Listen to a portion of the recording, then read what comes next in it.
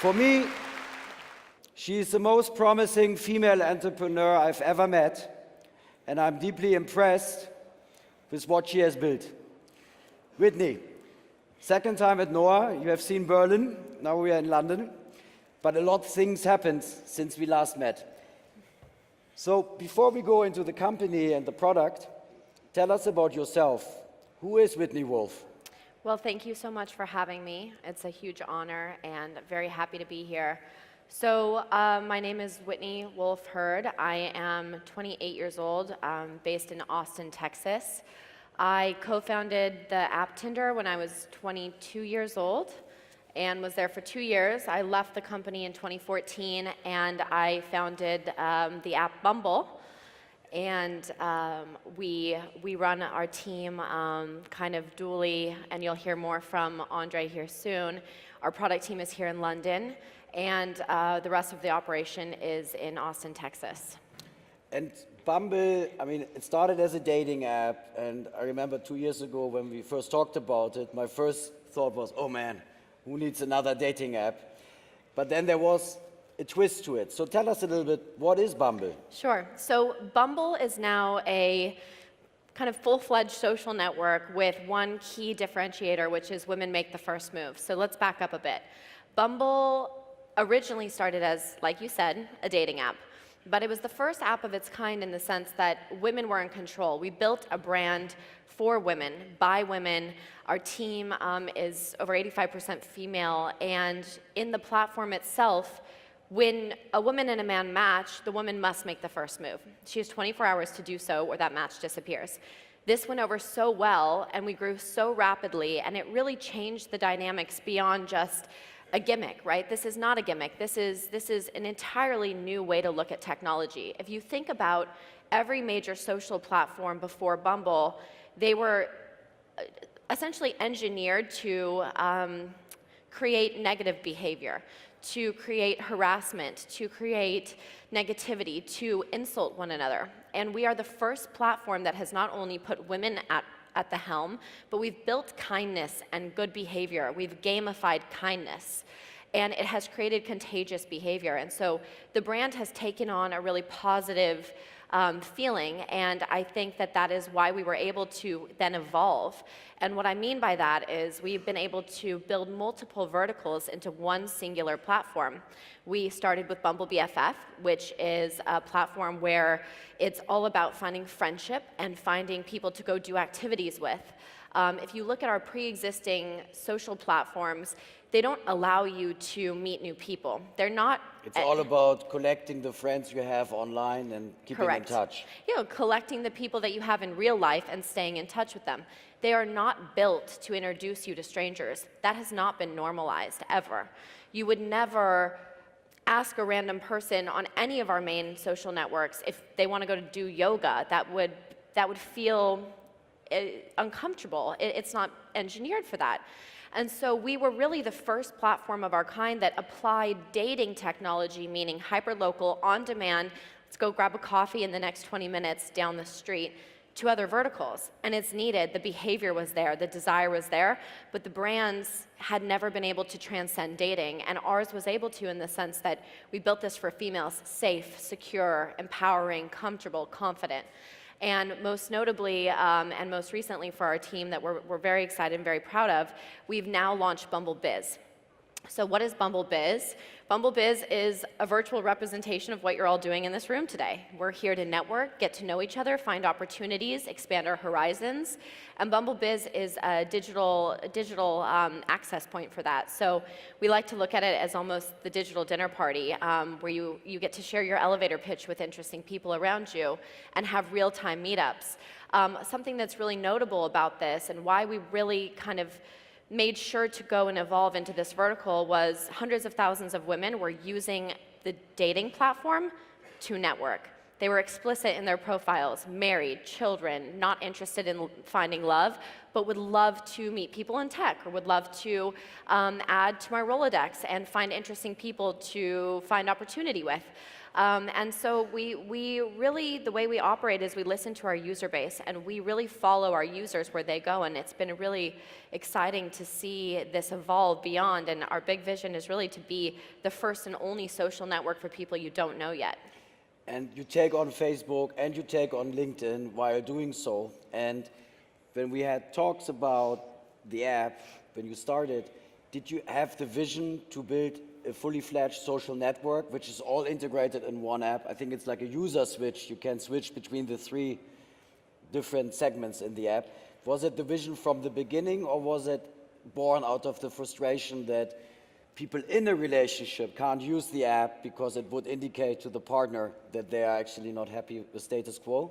I would say it's a bit of both. The vision was always bigger than dating, but we know that you have to be in line with a user base, right?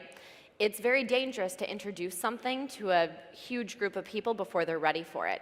And so we needed to wait until we had normalized dating for women and made it something that they were comfortable and confident doing before we could evolve that beyond.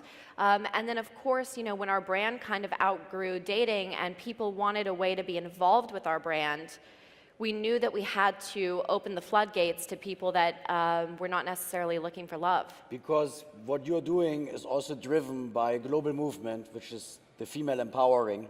I think recently we have seen a lot of bad news in the US and actually everywhere about improper behavior to females. So talk a little bit about that. I think you have been on lots of famous magazines on the cover, Fast Company, I think Wired. This tailwind, how important was it for the growth of Bumble? And I would actually argue you probably initiated some of this. You know, it's fascinating. We were a bit ahead of the conversation, unfortunately. It's sad that it took this long for the curtain to kind of come off of so many industries. When we started the company, a lot of people told us we were crazy. Women won't make the first move. Yeah, you were one of them, actually. It's okay, I forgive you. Women won't make the first move. That's crazy. That's not what women do. Women aren't, and you know, women aren't, they're not trained to do that. They don't know how to do that. And we believed that that wasn't true, that women deserve to have an equal voice. Women deserve to be seen and treated and respected as equals. And I think that the momentum that is now, it's a groundswell of, you know, this horrible conversation, but it's time that we really kind of put an end to it. And our main driving force from day one has always been, the vision has always been, how can we end misogynistic behavior through a digital footprint? How can we reconfigure the way we treat one another? Empowerment, kindness, good behavior. How can we make that viral versus the negative side of these digital platforms? And it's really exciting to see where we go next. And if you think about where our growth opportunity is, I always say, well, if women live in that country, we're going to go there. Right. Because there's no shortage of these issues around the globe. So let's put this safe perspective into numbers. So how much people report problems on the platform? And you probably remember also the numbers of your old place, Tinder. I think there are a lot less issues for women on the app and reports of bad behavior. So I can't comment on Tinder, have nothing but well wishes for them. I will say we have the industry, kind of the lowest numbers in the entire industry. We have less than 1% abuse rate, and that's unheard of. It's really, it's very exciting, and even less than 1% is still too many by my standards. And so we really try to be super proactive in every product feature we introduce, and the way we care for our users. We have 1,500 full-time, real-time monitors making sure, moderators making sure that behavior is thorough and authentic. But what's really fascinating is it goes to show you can engineer change. When you do something like put the women in control, you alleviate so much rejection that was otherwise experienced, and the anger and abusive behavior really dissipates. So it's an actual really fascinating psychological change that takes place, and we're very, very proud to see it having an impact. Do you take the dirtiness out of the dating sector? You know, I wouldn't really attach that word to dating at all. It's what we do as human beings. But we want women to feel empowered when they date, and we want men to enjoy the experience as well. This is about making it better for everybody, not just female empowerment. It's empowering everyone to have a great experience. So these are all huge concepts, right? But what me as a banker, what I find fascinating, that you do have a revenue model. We do. And you generate significant revenues.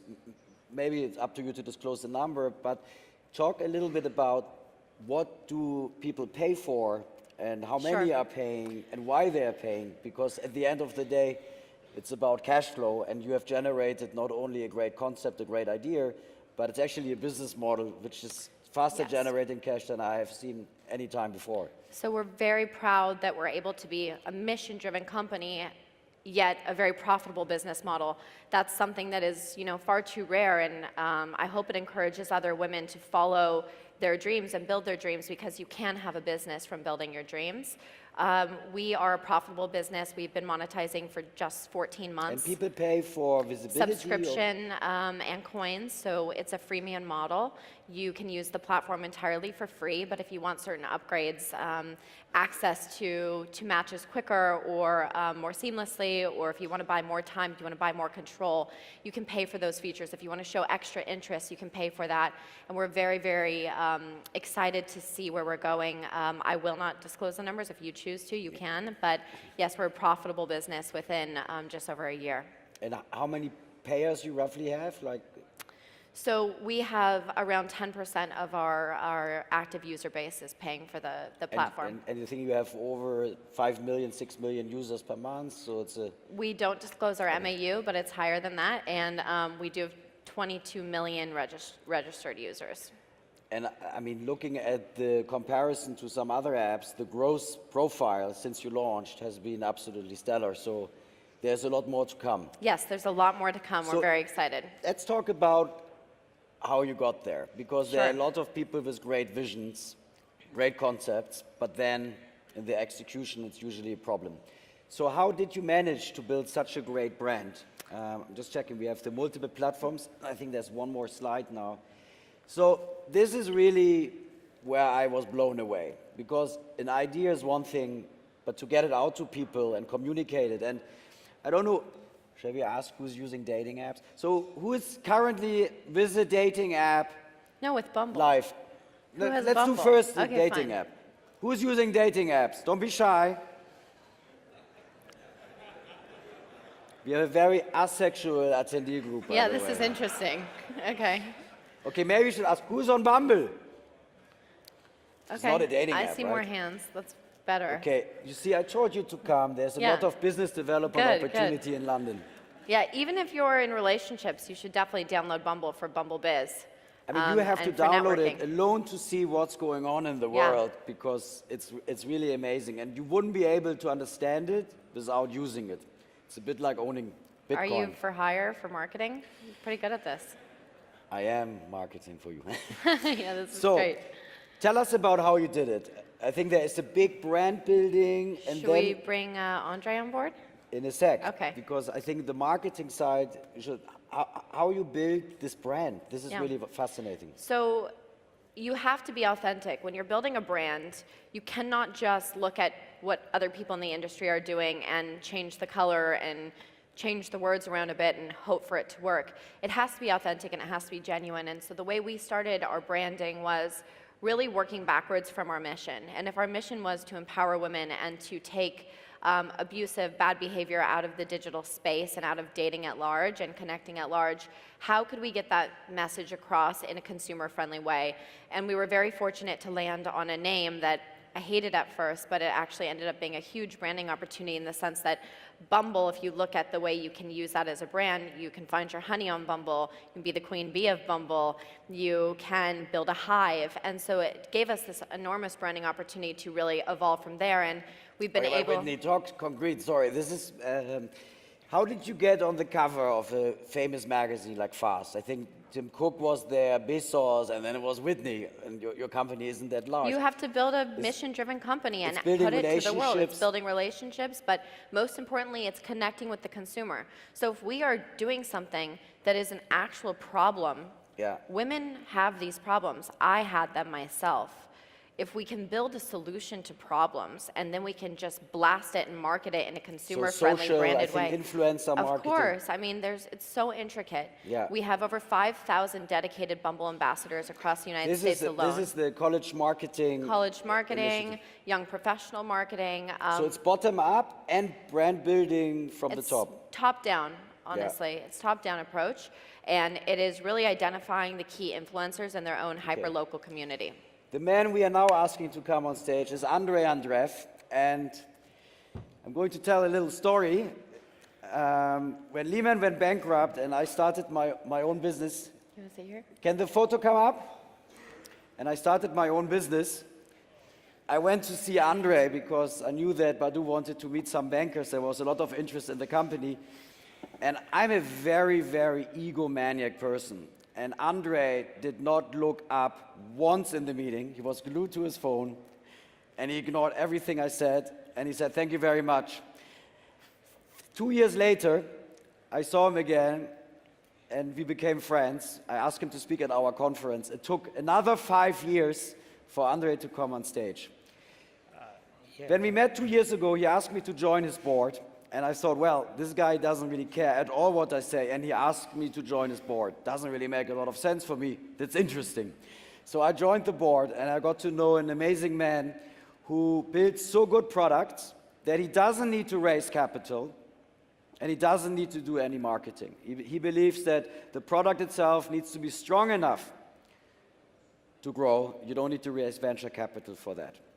Now, let's talk about Bumble, because what you have done with Badoo is one thing, but especially since you lack the marketing side, you partnered with Whitney to build something, and I'd love to learn a little bit how this whole Bumble thing started. Yeah, so, Can you hear?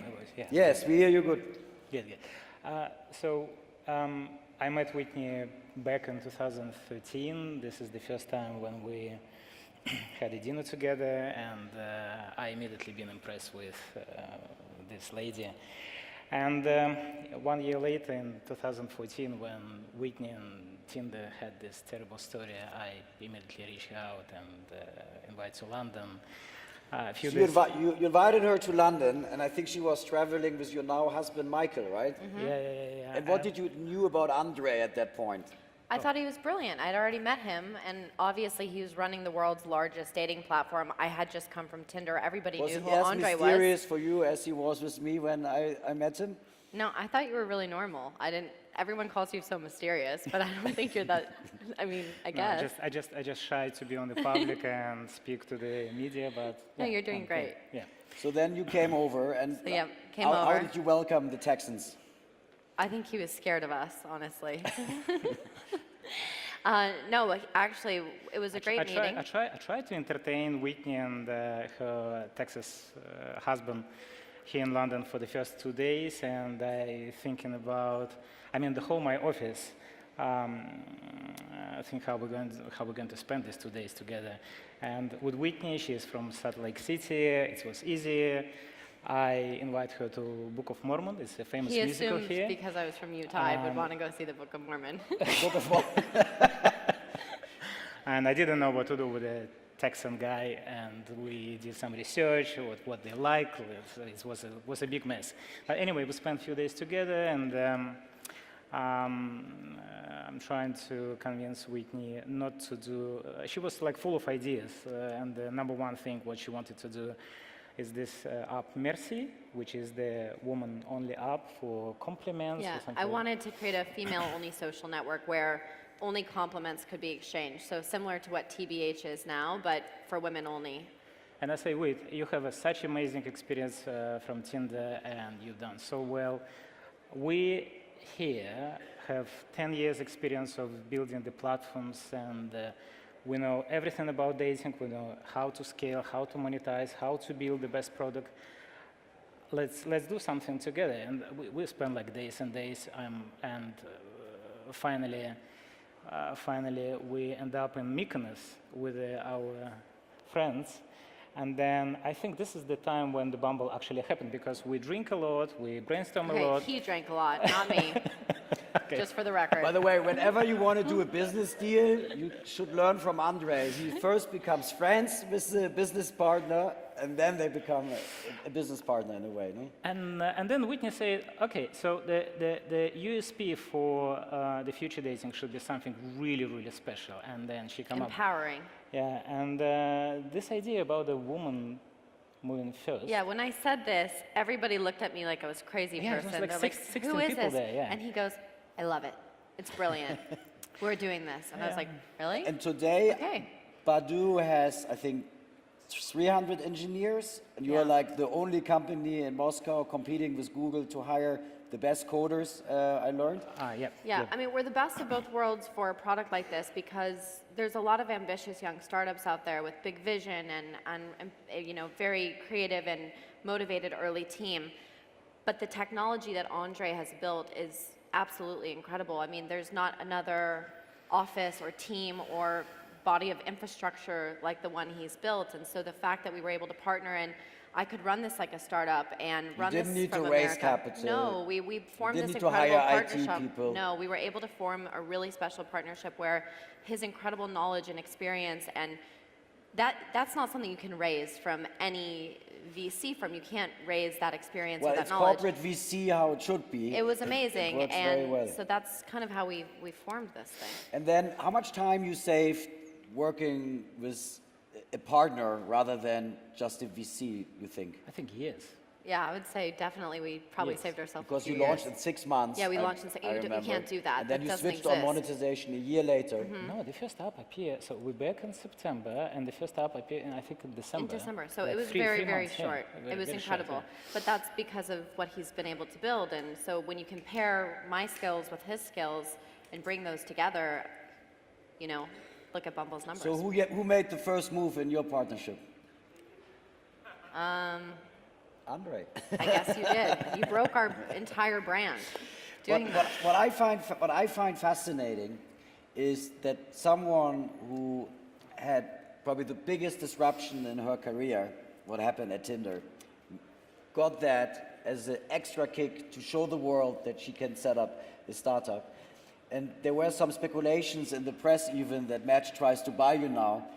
I mean, the journey you have gone through, I think I've never seen anything like that. And I think the partnership between you and Andrey, which of course became a friendship, is really the reason for it to take off. It is. And, you know, absolutely. To be frank, I would have never gone back into this industry had it not been for Andrey. And the amount of confidence you've given me. He's believed in me in such a way when a lot of people didn't, and it's been amazing. We're on the phone calls like 5 times a day. We see each other every month. We go on vacation together. We do My some- husband likes you better than me at this point. Yeah, best friend. Yeah. Okay, let's talk a little bit about Badoo. I think, when did you set Badoo up? That was... Oh, it's a long story. It's 11 years old company. We started 2006, and these days it's the world's largest dating app or dating platform with 360 million people on the platform, 60 million MAUs, so monthly active users, and we have multiple brands. And it's not just Badoo, it's a number of different brands. Because you have solved the problem with the dating industry is there's always a next hot thing, right? So if you build a platform and become like a builder for always the next He has hot the thing. foundation, the fo- strong, sturdy technology that can expertise. support growth in infancy or as it scales. It's really unique.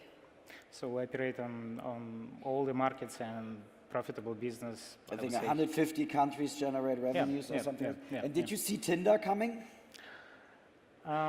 You know, Tinder make 2 very good things.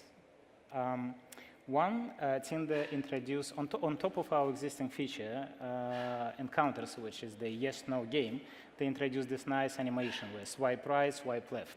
It's quite handy, I have to say. Yeah, no, this is very cool. And the second thing what Tinder did is make dating socially acceptable. And these days, now I see who was actually behind this. It was Whitney. Yeah. I mean, what amazes me as a banker, I like numbers, the mobile gaming industry is worth 50 billion. The dating industry is 5 billion. Yeah. So if we do the dating right, people won't be alone and need to play games and kill time. We definitely have our sights set on the first number instead of the second number. We think we can really be bigger and beyond the I traditional personally dating. believe that it will kind of change cap. everything. The number of marriages is already at 30% in the US. It's crazy, yeah. Yeah. You're the biggest, I think recently we're in the Times as the biggest matchmaker of the world. Yeah, He they is. call me. They call He's me. the yeah. originator of it all. Okay, so let's talk about, since this is a finance conference and we have a lot of investors here, they're probably a little bit questioning, so why did this guy never raise any money? So if you think about, I think you raised like 11 years ago a little bit, but to scale, you did this all in-house, completely company funded. So what's your view on having a VC on board to grow your company? Honestly, I probably will make something. I will say something bad for the 90% of the people here, but VC is always distraction for the business. They stop your freedom. They come with number of restrictions. You always like. I'm sorry, guys. You're talking. You can make successful big things if you have absolute freedom and you can go crazy right and left and this way and this way. With VCs, every Thursday, reports, and ask question, can you do this? Can you hire this guy? Can you? So it depends on the VC, but most of the cases I know, this is not I have to give you a little story. I had to write a presentation for Andrey on the company, and I sent it to him for comments, huge document, and he said, we have to talk urgently. I said, oh God, some numbers are wrong. He says, I don't like the colors. The design looks like shit, Marco. So his designer had to make it beautiful. No, it's very unique to see the focus on best technology, developing a best product, and then with Whitney, having the best person out there who can actually tell the story in a conviction. You recently said, if I may repeat it, you probably too polite to say it yourself, but she said, on Tinder you get sex, on Bumble I did you get a not say date. that. I did not say that. Okay, I'm You said a that. conference organizer. I'm supposed to put words in your mouth. Okay, well, those are your words, not mine. Okay, so what's next in the history to come? I mean, you two have achieved so much together. Where are you going? We're just getting go. started. Yeah. We've got a long way to go. We've got At the moment, an Bumble entire is very world strong to in grow. the US. We obviously want to change this and make this also a European thing. Yeah, of course, but I mean, we're growing very rapidly in several markets right now. Australia is on fire for us. UK, we have a huge audience here. Canada. And what we're trying to do, which sounds maybe counterproductive, but actually makes a lot of sense, if you're going to build a global brand, one that will last for a very long time, you have to keep the culture and the authenticity so near and dear to the product and to the rollout. And so what we're trying to do is really roll out Bumble as Bumble is today to the rest of the world without the reputation preceding us and turning into something different. So we're going to be very strategic about our global approach, but we're looking at Asia and Europe in the coming year. And by the way, how does it feel competition? I mean, It's coming, yeah, always. it's coming to Watch out. competition. Coming. Well, I tell you something. I'm super honored and happy that you two come on stage. It took some convincing with Andrey, but you did it. And like you did the app, you guys executed. And from, I would say, the top 300 internet companies in Europe, I don't know one which has a history like you. It's really, really unique what you did. And I mean, American Princess and Russian Genius built something together. Oh gosh, I think it's. I don't know about those titles. No, but come on, it's you were two opposite sides of the world, and you connected on one idea and No, executed. we're lucky it's a we very, found each very other. unique story. Yeah, it is. I'm very pleased. Thank you. Very, very pleased. to Thank have you for having us, Marco. Thank you. Good luck. Thank you.